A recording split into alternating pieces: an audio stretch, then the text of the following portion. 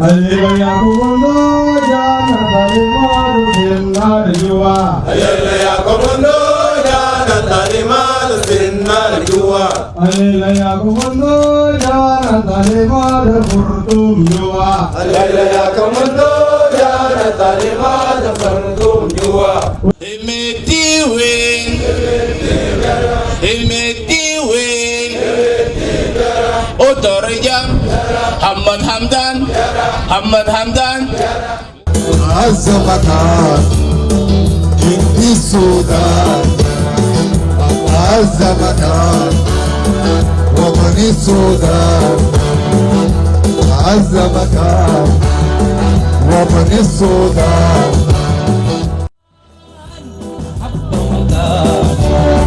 وطني السودان عز مكان عندي السودان لأنه حسان وعف حسان غير صوابع ورود جنان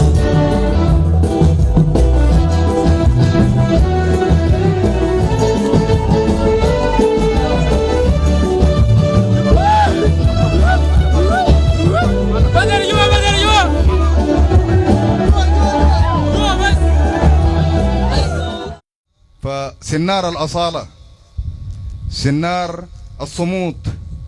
فالتاريخ بدأ من هنا، تاريخ السودان بدأ من سنار، وتحرير الخرطوم ومدني هيبدأ من هنا. فالتاريخ بقى يعيد في نفسه. اليوم ده نحن السودان دايرين نكتب أسطر جديدة من سنار للسودان الجديد.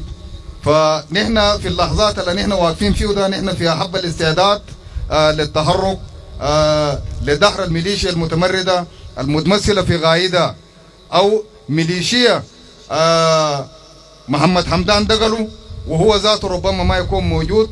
فده ذكاء اصطناعي صانوا لنا الأمارات زي ما انتم قلتوا. فنحن جايين نم وما جايين نم بالدس.